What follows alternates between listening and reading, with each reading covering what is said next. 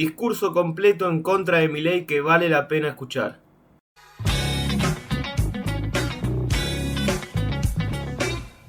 Una 27 minutos, lo habíamos anunciado, está con nosotros Miriam Bregman. Así de simple, oye, che, hace mucho que no hablo con Miriam. A mí digo, vamos a llamarla. Ese es el origen de la charla, es decir, no hay ningún tema específico, pero obviamente por su militancia de mucho tiempo, casi toda la vida, ¿no? Yo ya lo empezaste a militar?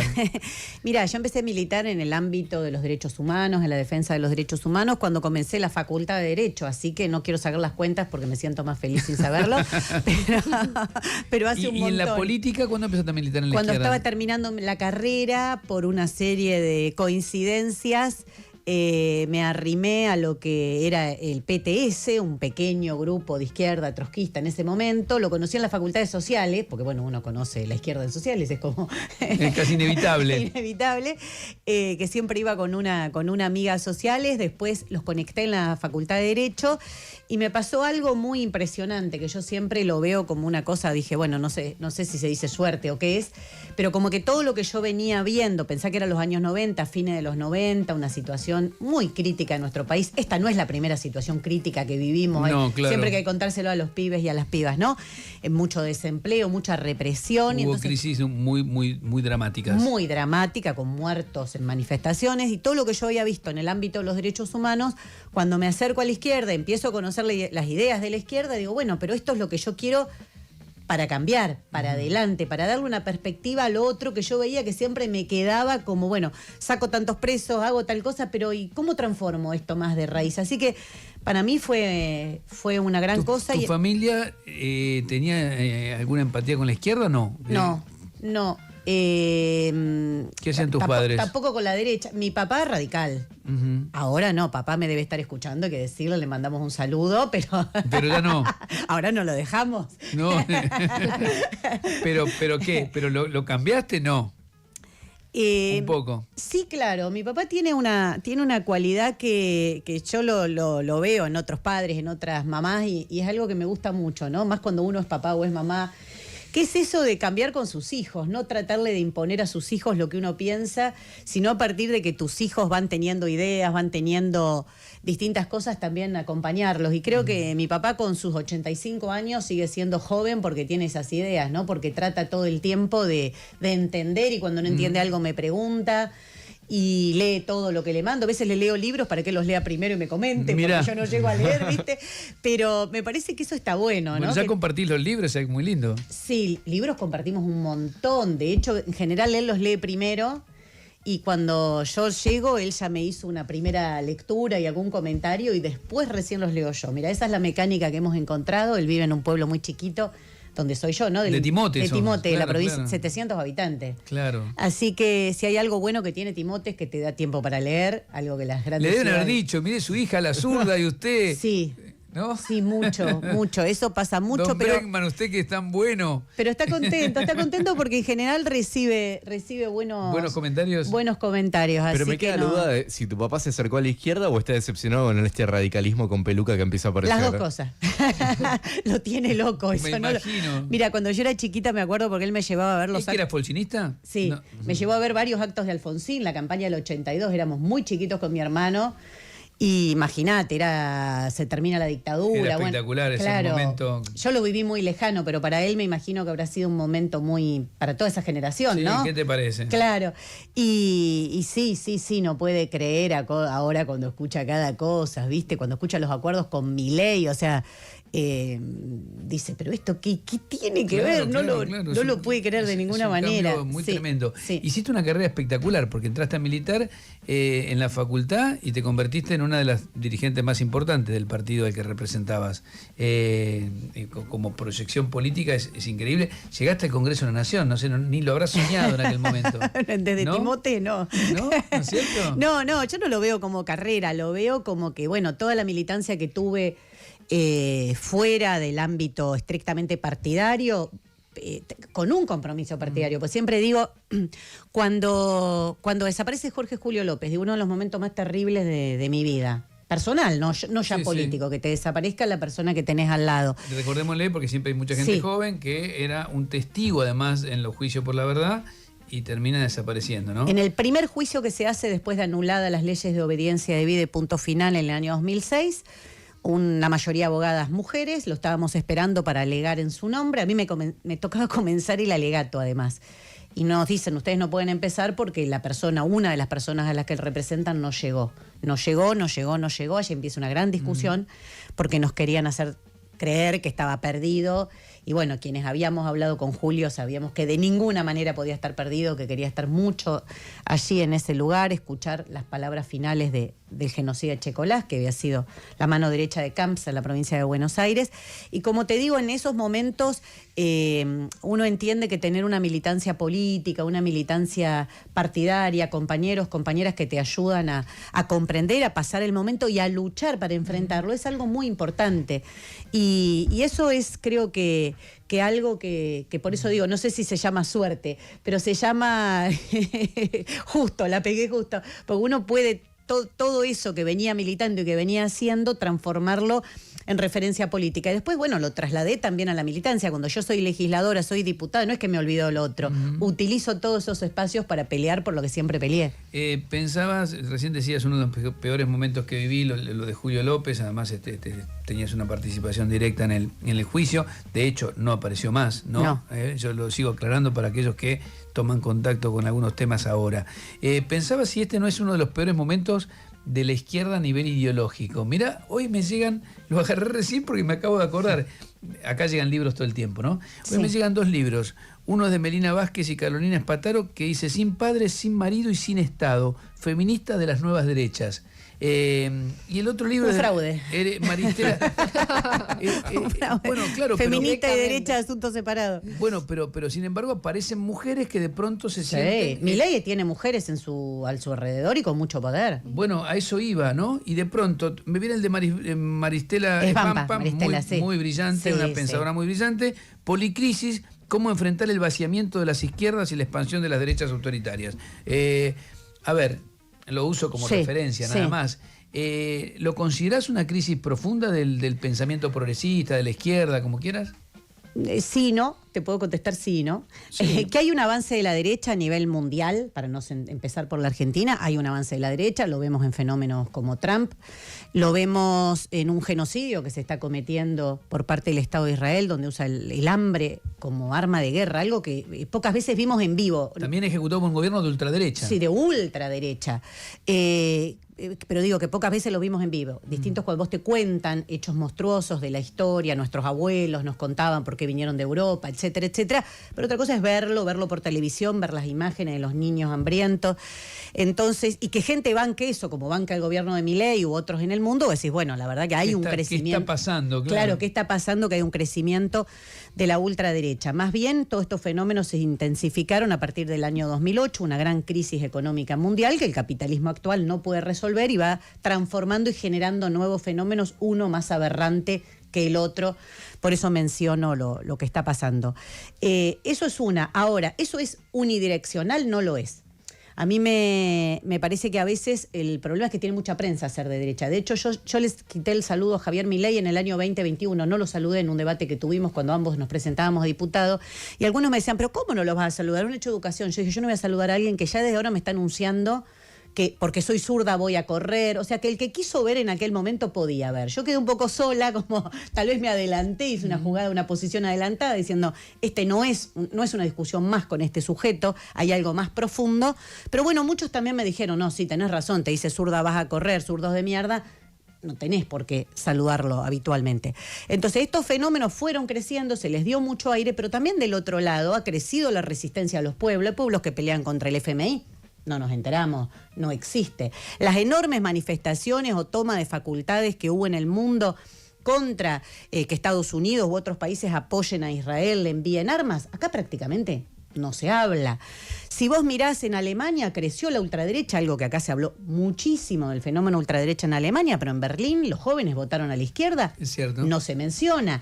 La interna demócrata en Estados Unidos, donde Mamdani le gana a Cuomo, que era un claro personaje tradicional del Partido Demócrata, y más allá de lo que piense si Mamdani va a poder transformar el Partido Demócrata desde adentro, es otra discusión, pero digo, como línea, viene con O sea, ideas. no sos tan pesimista No, en para, este momento. para nada. Y si miro América Latina, está Milei, hay un golpe de Estado en Perú, pero acá al lado en Chile ganó alguien como Boric, está Lula. Digo, después podemos discutir cada fenómeno particular, qué alianzas hicieron, pero me parece que eso viene en un plano ya más de hilar finito. Como fenómenos generales no podemos decir que todo va a la derecha. Ganó el Frente Amplio ahora también en Uruguay. El Frente también, Amplio gana en Uruguay, entonces no es que podemos, de hecho el gran apoyo que Trump le da a Milei, estos préstamos salvavidas que le está dando para que llegue a octubre, tienen que ver con que necesita un aliado potente en la región, que no le alcanza con El Salvador o algún otro país que quiere tener acá al ladito de gigantes como Brasil y otros, quiere tener un aliado. Entonces, hay que pensar por qué avanzan los fenómenos de la ultraderecha. Yo en la Argentina lo pienso y lo repienso cada día, pero tampoco veo una situación unilateral. Y me pasó algo, perdonen que sea autorreferencial, pero es un hecho que me gusta porque tiene que ver con las ideas, con los libros. La actividad más convocante de la Feria del Libro fue la presentación de mi libro Zurda, Mirá. dicho por las autoridades. Una sala de 1000 personas, había la misma cantidad de gente afuera que se quedó adentro, tuvieron que poner vallas, tuve que levantar la firma de ejemplares porque no se podía por la cantidad de gente que había. Te pasa como le pasa a Nicolás Márquez cuando va. Claro, lástima que a él las vallas se las tuvieron que poner para que parezca que había gente. Vallas con muñequitos así como el de Michelin, ¿viste? No, pero también hacen actos que son con mucha convocatoria. No tanto ya, ¿no? no tanto ya. Bueno. No tanto, lo veo en lo que hicieron, la A ver, payasada que hicieron en Ciudad Evita el otro día. Me interesa eso Sí. porque, a ver, da la sensación de que... Y no te traje mi libro, perdón. Ahora te lo veo. Bueno, da la sensación de que sectores juveniles de pronto, por lo que uno ve, incluso hay algunas estadísticas hechas, Sí. muchos sectores juveniles de pronto, sobre todo hombres, ¿no? Porque las mujeres Sí. creo que tienen más claro que hay unos tipos diciéndole cualquier cosa y retroceder tiene consecuencias. Pero bueno, pero hay sectores juveniles que de pronto es como que dejaron de ser seducidos por los... Cuando digo progresismo meto todo, como decís vos, ¿no? Después podemos discutir los Sí. matices, pero sectores que planteaban, no sé, mayor justicia, mayor cantidad Sí. de derechos, de pronto dejan de apostar a eso. Sí, ¿Cómo- es terrible, cómo pero analizás? tiene una explicación. Es ¿Cuál terrible, es? pero tiene una explicación. Está muy bien lo que señalás, que las mujeres siguen siendo más reticentes a este tipo de ideas ultraderecha. Bueno, ves lo que pasó con Julieta Prandi, las barbaridades que dijo Márquez, Sí. que es... Perdón, un pequeño Sí. paréntesis, porque es algo que lo tengo atragantado. No puedo creer que diga tantas barbaridades. ¿Y cómo proyectan? Porque él le dice a la pareja actual de Julieta Prandi, a Emanuel Ortega, le dice, seguro que estás celoso por eso. Estás hablando de vos. ¿De quién estás hablando que puede tener un sentimiento tan miserable de mandar a otra persona a la cárcel por celos? O sea, Sí, sí. es una miserabilidad. Le contestó muy duramente Ortega y muy bien, me Claro, parece. pero está hablando de él. Solo a una persona muy miserable, muy jodida, diría mi amigo Ángel Capa. Decí que son jodidos, me dice siempre Ángel. De una persona tan jodida se le puede ocurrir pensar así de otra persona. Entonces, en las mujeres tenemos, obviamente, en general no necesita ser de izquierda, bueno, esta gente tiene algo. En los jóvenes pasó algo muy particular. Para mí el fenómeno Milei se explica atravesado por una pandemia. La pandemia fue un encierro, fue un discurso individualista que no empezó en la pandemia, venía desde hace mucho tiempo. Hacía mucho tiempo que se le cedía a los sentidos comunes de la derecha, del individualismo, de la meritocracia. Y a la meritocracia del gobierno de Milei, desde el kirchnerismo, se le contestaba con vos no hagas nada que el Estado va a venir y va a solucionar todo.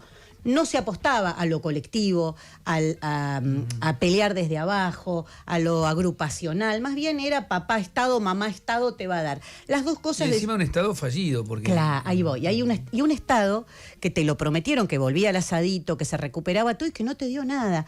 Y para mí la foto de Olivos fue como...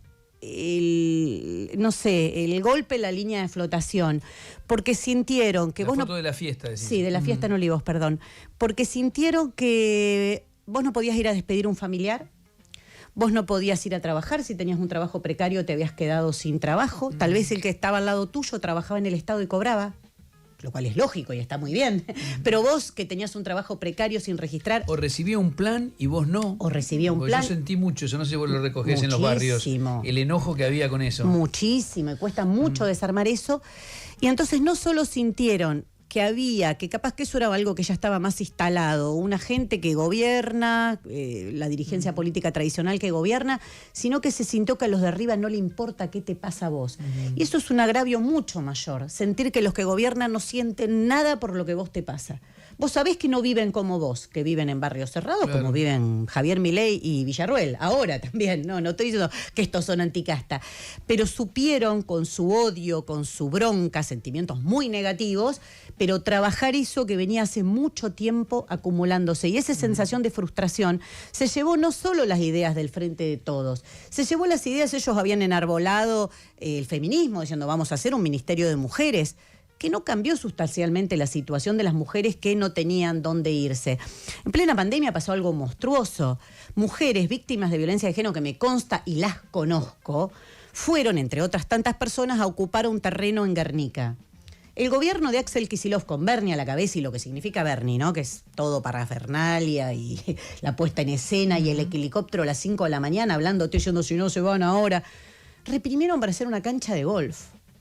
Entonces vos le decías a esa gente que se tiene que volver al hogar donde recibía golpes, que en la pandemia eso se incrementó, por eso señalo el contexto de pandemia, la violencia de género en el hogar se incrementó porque es el lugar principal donde las mujeres recibimos violencia de género, por eso antes incluso se llamaba violencia doméstica, no sé si se acuerdan que se usaba Sí, un término claro. así, que está mal, porque es violencia machista, pero tiene un determinante en eso que, bueno, pasa en el hogar. Lo de Julieta Prandi pasó en su hogar con sus 2 hijos, creo, no recuerdo ahora cuántos. Sí, 2 hijos. Dos hijitos. Entonces, todo esto llevó a un descontento no solo con el gobierno de Alberto Fernández. Yo creo que llegó mucho más grande. Entonces, recomponer desde abajo es difícil. Yo lo entiendo como un desafío. Ahora Nicolás del Caño, como estamos en campaña electoral, va candidato a la 3ª sección, está recorriendo la provincia de Buenos Aires. Y a mí me alegra cada vez el que viene y me cuenta algo muy sencillo que es, no, ven que nosotros no tenemos nada que ver. Le digo, bueno, pero es lo mejor que te pueden decir. En este contexto, claro. Sí, que vos, Ahora, que vos no te enriqueciste, que no fuiste parte de la fiesta, que aportás tu sueldo o tu salario cuando hay conflictos. No hay un tema con la izquierda, mira, que no se entienda como chicana. A mí me gusta mucho discutir con vos, pero yo veía cómo despedían a Mujica, ¿no? Casi todos los sectores lamentando la muerte de Mujica. Yo pensaba, digo, ¿por qué el discurso de Mujica entraba? Después podemos discutir lo que sea, ¿no? Sí. Y no entra el discurso de muchos otros sectores progresistas, incluido ustedes. Sí, bueno, Mujica tenía algo muy particular, que era su, ¿cómo se llaman? Me sale sobriedad. ¿Carisma, pero, no? No. Sobriedad, humildad. Humildad, o Sí. sea, la manera de vivir. Hay otra palabra que en este momento no está viniendo a mi cabeza, que es la que quiero decir. Yo creo que eso empatizaba mucho con la sociedad y que eso ayudaba a que sea una figura muy poco repetible en otros lugares de Sencillez. sencillez, sí, va por ese lado lo que quería decir, como una sencillez que creo que empalmaba. Ahora, después, Mujica no era una persona que enfrentaba al poder. De hecho, una de las cosas que le criticamos quienes militamos en derechos humanos a Mujica es su postura con relación, siendo él una víctima terrible de la dictadura de Uruguay, o sea, desde el lugar de víctima, él no hizo lo que hicieron las madres, las abuelas en Argentina, decir, ni olvido ni perdón, voy a pelear por el castigo a los genocidas, sino todo lo contrario. En Uruguay hay un proceso de verdad, si querés, donde vos podés acceder a un montón de archivos del Estado, que en Argentina no. En Argentina eso no se hizo, pero no podés buscar justicia o en forma muy limitada.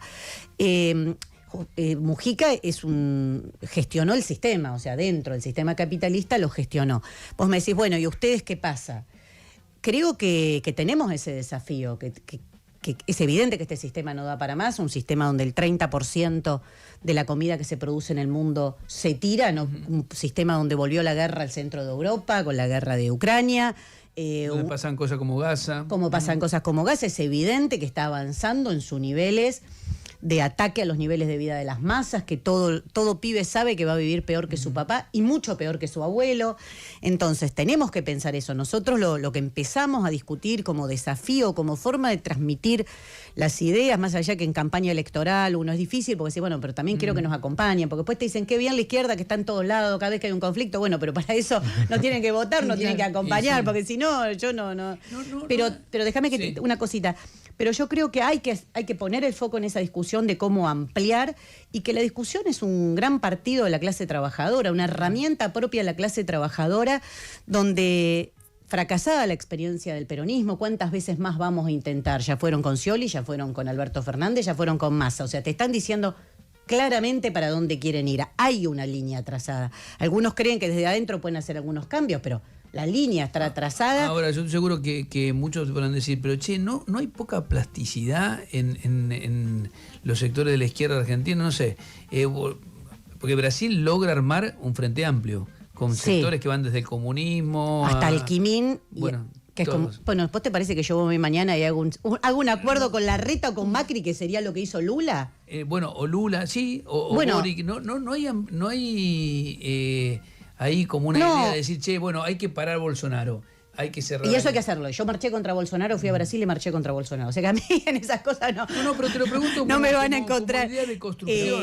Y cuando persiguen a Cristina Kirchner me pronuncio y no miro una encuesta como hacían otros incluso en su propio espacio, que estaban mirando a ver cómo venía. A ver cómo caía. Cómo caía. Yo sí veo que hay un ataque antidemocrático, sí veo que está el imperialismo detrás. Si Marcos Rubio dice el 21 de marzo Cristina Kirchner va a ser condenada, yo me voy a pronunciar. O sea, no hago especulaciones, pero que necesitamos darle más fuerza a la izquierda, sí. Categóricamente, por eso te digo que me parece que hay que construir una herramienta propia a la clase trabajadora y que tienen que incluir a todos esos sectores que hay en el sindicalismo de base, que hay sindicatos que se enfrentan al poder, que estamos las mujeres que venimos peleando, pero que tiene que tener claramente un programa y presentar una alternativa que sea los intereses de la clase trabajadora. Lo que pasa con estos experimentos es que vuelven a generar frustraciones. Le pasó, digo, a Biden, teniendo la máquina de imprimir dólares. Fue tal la frustración que después dijo un cerco sanitario para parar a Trump y no lo paró. Y el Frente de Todos fue tal la frustración que dijo, y ahora juntamos todos. Pensá que en el Frente de Todos fueron Pino Solanas, con una querida amiga, Alcira Argumedo, que falleció, a quien yo quería muchísimo. Alcira Argumedo, fue Juan Grabois y Patria Grande, fue Victoria Donda, fueron todos los sectores peronismo, fue Jaldo, fue Mansur. O sea, no te falta nadie. ¿Y pararon a la derecha o vino a la derecha? Entonces, el problema de ampliar, evidentemente, si no ampliás en base a acuerdos profundos, en base a un programa que responda a las necesidades que tienen las mayorías populares, en base a tener un programa, claro, estar decidido a enfrentar a los poderosos, porque ahí tenés otro gran punto del por qué tanta frustración con el gobierno de Alberto Fernández. Se llama Vicentín, que vos lo conocés muy bien. Muy bien. Vicentín. Si vos decís que está por delante la soberanía alimentaria y salen 4 tipos del agronegocio y te hacen ¡buh! Y vos decís, no, retrocedo y ya no es tan importante la soberanía alimentaria. Bueno, la verdad es que te empiezan a ver como, che, estos progres son tú unos chantas. Eso digo para decirlo delicadamente. A ver, los quiero dejar preguntar a mi compañero. Me quedo pensando en esto, cuando hablas de construir algo que representa a los trabajadores, muchas veces hay un discurso de la izquierda que, a mi criterio, queda como a contramano de esto. Voy a esto. Cuando yo estudiaba, la izquierda postulaba que había que tomar los medios de producción. Y cuando vos vas hoy a las manifestaciones es no a la minería, no a el uso de agroquímicos en la producción agrícola, no al fracking, que son los medios de producción, básicamente. Es muy interesante lo que hay decís. muchos trabajadores involucrados en esa producción que es estratégica. Y mi pregunta es, ¿no falta ahí una discusión más a nivel país de qué hacemos con esos recursos en vez de no explotarlos? Sí, excelente. Sí, está muy bien. Nosotros nos preguntamos todo el tiempo, escribimos libros al respecto. También te voy a traer otro libro. Escribimos libros al respecto porque es verdad, porque uno ve que el capitalismo está llevando al mundo, el planeta, al desastre. Estamos todo el tiempo de nuevo con la amenaza a la bomba nuclear. O sea, esto puede explotar en cualquier momento, no es chiste. Entonces, a la par que peleamos por un sistema donde se planifique la economía democráticamente, donde los trabajadores y trabajadoras tengan la decisión y donde la clase trabajadora deje de ser la columna vertebral de una cabeza ajena, sino que sea la cabeza de una nueva sociedad que piense según las necesidades de la propia clase y de las mayorías populares, hay muchas cosas que nos tenemos que replantear en ese manejo de los principales medios de producción, y uno es la relación con el ambiente. Uno es la relación con el ambiente, pero no porque uno diga, yo no toco esto, no toco lo otro, Y porque claro, esto va a explotar. Porque está muy mal, porque no es por casualidad el crecimiento que tuvo Greta Thunberg como figura internacional, sino porque ella se plantó y dijo, no hay planeta B, esto va al desastre. Entonces, ahora en el medio tenés que gobernar un país Exacto. que tiene que comer, ponele. Bueno, ¿no? pero por ¿Qué eso sé yo? nada es de un día para No, otro. claro. Y ahora, en Argentina se aplicó el fracking.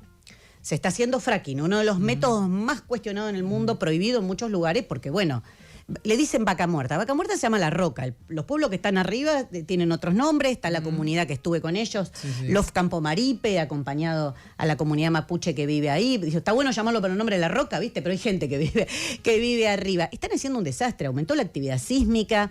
Es decir, Pero por eso, ¿qué desafío? ¿cuánto Porque queda para la Argentina Bregman, eso? presidente, ¿no producen vaca muerta? Habrá que pensar otros mecanismos y pensar la transición energética, que es lo que nunca se piensa, porque te ponen la disyuntiva, pero ¿vendés o no vendés? Y la transición energética que me planteas para ir Bueno, ahí dejando tenés esos otro métodos problema. La agresivos. transición energética involucra cobre, por ejemplo. ¿Qué Bueno. hacemos con la minería de cobre? Bueno, pero hay gente que estudia eso. Yo soy abogada, pero hay gente que estudia, y para eso tenemos el CONICET.